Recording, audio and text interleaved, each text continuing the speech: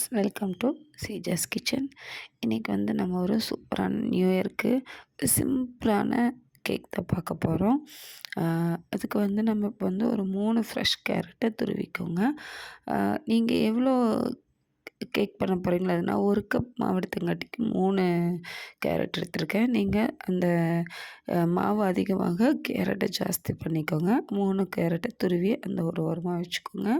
அதுதான் உங்களுக்கு வந்து மெயின் இன்க்ரீடியண்ட். இப்போ நம்ம என்ன பண்ண போகிறோன்னா, ஒரு 1/2 கப் சுகர் எடுத்து இந்த மாதிரி நம்ம வந்து இதை கேரமலைஸ் பண்ணணும். நம்ம ஆல்ரெடி ப்ளம் கேக்குக்கு எப்படி பண்ணோமோ அதே மெத்தட் தான்.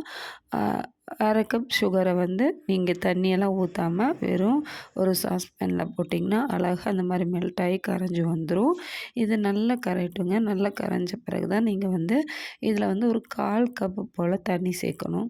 இது வந்து சுகர் ஃபுல்லாக கரைஞ்ச பிறகு நீங்கள் தண்ணி ஊற்றிக்கோங்க, இல்லைன்னா சரியாகாது. இந்த மாதிரி ஒரு கண்டிஷன் வரும்போது தண்ணி ஊற்றிக்கோங்க. கொஞ்சம் தள்ளி நின்று தண்ணி ஊற்றிக்கோங்க. இப்போ இதை வந்து நல்லா மெல்ட் பண்ணிக்கணும். இந்த கட்டி சேராமல் நல்லா கரைச்சி விட்டுக்கோங்க. அப்போ தான் உங்களுக்கு நல்லாயிருக்கும். அதோட இது பாருங்கள், இவ்வளோ சூப்பரான கலரு.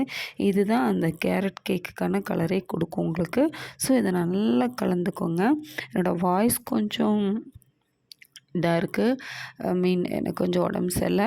ஸோ அதனால தான் வாய்ஸ் அப்படி இருக்குது. கொஞ்சம் அட்ஜஸ்ட் பண்ணிக்கோங்க. இப்போ இது நல்லா கரையட்டும். கரைஞ்சி வரப்போ நம்ம வந்து தண்ணி ஊற்றிட்டோம் இல்லையா, இது ஒரு 5 நிமிஷம் போல் கொதிக்கட்டும் நல்லா. இதை மறுபடியும் நல்லா கொதிக்க விட்டுட்டு அப்புறமா இறக்கி வச்சுக்கோங்க.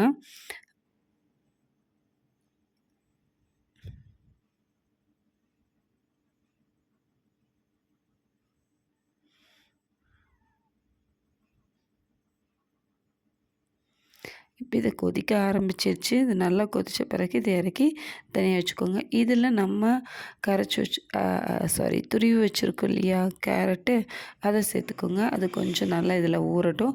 நம்ம அடுப்பில் வச்சு அது வேக வைக்கணும் அப்படின்ட்டுலாம் நம்ம இந்த சூடாக இருக்கும்போதே அதில் சேர்த்துக்கோங்க. இதில் வேணும்னா கொஞ்சமாக நான் ஒரு 1/4 கப் போல் கிஸ்மிஸ் பழம் இருக்குது இல்லையா, அது சேர்த்துருக்கேன். உங்களுக்கு வேணும்னா சேர்த்துக்கோங்க, இல்லைன்னா ஆப்ஷனல் தான். இப்போ இது வந்து ஒரு ஓரமாக ஊறட்டும். இப்போ நம்ம நெக்ஸ்ட் பார்க்கலாம். இப்போ ஒரு பேன் எடுத்துக்கோங்க.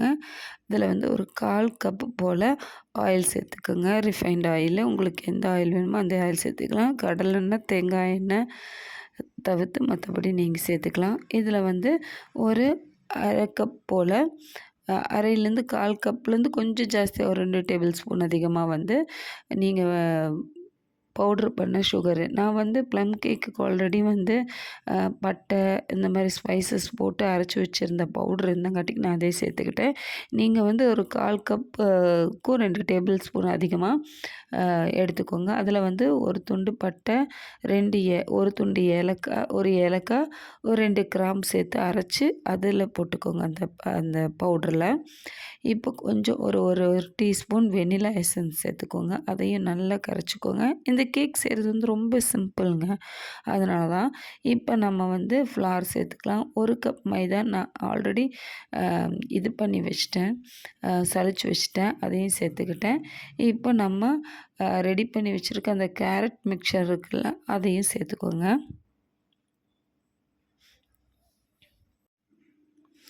இதை நல்லா அழகாக மிக்ஸ் பண்ணி விட்டுக்கோங்க. ரொம்ப பீட் பண்ணி எடுக்கணும்னுலாம் இல்லை, ஓரளவுக்கு நல்லபடியாக அதை கலந்து விட்டுக்கோங்க. இதில் baking soda 1/4 teaspoon, baking powder ஒரு 1/2 டீஸ்பூன் சேர்த்துக்கோங்க. இப்போ நல்லா இந்த பேக்கிங் சோடாவும் பேக்கிங் பவுடரும் நல்லா இந்த மாவில் மிக்ஸ் ஆகிற அளவுக்கு இது பண்ணிக்கிங்க. இல்லை அங்கங்கே ஒரு இடத்துல இருந்துக்கும். இப்போ நம்ம வந்து ப்ரீஹீட் பண்ணிக்கலாம் பாத்திரத்தை. ஒரு நல்ல அடிகனமான பாத்திரம் எடுத்து அதை நல்லா ஒரு 15 நிமிஷத்துக்கு நல்லா ப்ரீஹீட் பண்ணிக்கோங்க. இப்போ நான் கேக் டின்னில் வந்து நார்மலாக கேக் டின் வந்து கொஞ்சமாக ஆயில் சேர்த்து கொஞ்சம் மாவை வந்து டஸ்ட் பண்ணிவிட்டு எடுத்துக்கிட்டேன். இதுதான் அதோட இது பண்ணியிருக்கேன். நான் பேப்பர் எதுவுமே விரிக்கலை. இப்போ ரெடி பண்ணிக்கிட்டேன். நான் கேக்கை நல்லா டேப் பண்ணி இதை வந்து உள்ளே வச்சுக்கோங்க. உள்ளே வைக்கும்போது மட்டும் கொஞ்சம் பார்த்து வச்சுக்கோங்க. அதுக்கப்புறம் ஃப்ளேமை வந்து மீடியம் ஸ்லோ ஃப்ளேமில் வச்சுக்கோங்க. மீடியம் ஃப்ளேம் வந்து ஸ்லோ ஃப்ளேமில் வைக்கிறது தான் உங்களுக்கு பெஸ்ட்டு. அப்போ தான் கேக் நல்லா குக் ஆகி வரும். இங்கே பாருங்கள், கேக் நல்லா குக் ஆகிடுச்சு. இப்போ நம்மளோட கேக்கில் எந்த வித இதுவும் இல்லை. நம்ம இதை எடுத்துக்கலாம். நல்லா கம்ப்ளீட்டாக கூல் ஆகட்டுங்க. அதுக்கப்புறம் நான் உங்களுக்கு ஓப்பன் பண்ணி காமிக்கிறேன். இங்கே பாருங்கள் கேக் நல்லா கூல் ஆயிடுச்சு. சூப்பரான new year special carrot cake ready ஆயிடுச்சு. இப்போ நம்ம இதை வெளியே எடுத்துக்கலாம்.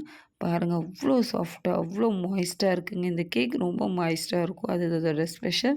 ரொம்பவுமே சூப்பராக இருக்கும். கண்டிப்பாக நீங்கள் நியூ இயருக்கு ட்ரை பண்ணி பாருங்கள். அவ்வளோ சூப்பரான கேக்கு. குழந்தைங்க நல்லா விரும்பி சாப்பிடுவாங்க. கண்டிப்பாக நீங்கள் ட்ரை பண்ணி பார்த்து எப்படி இருக்குன்னு சொல்லணும். என் சேனலை சப்ஸ்கிரைப் பண்ணுங்கள், லைக் பண்ணுங்கள், ஷேர் பண்ணுங்கள். தேங்க்யூ.